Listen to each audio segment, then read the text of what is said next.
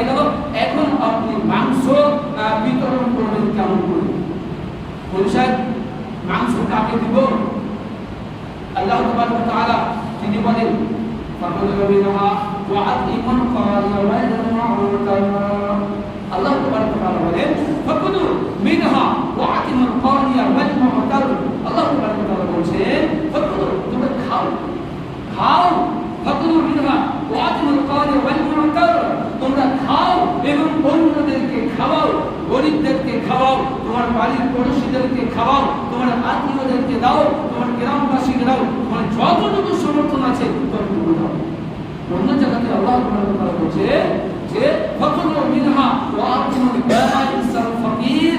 আল্লাহ তাআলা বলছে তুমি নিজে খাও এবং দুস্থ গরিব অসহায় অর্থাৎ যারা কোরবানি দিতে পারেনি তাদেরকেও দাও এবং যারা চাইতে এসেছে তাদেরকেও দাও, যারা চাইতে আসেনি তাদেরকেও দাও।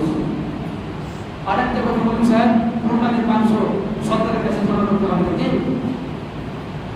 ছোট ছোট করে কথা বলতে বলছি আমি। কোরবানির মাংস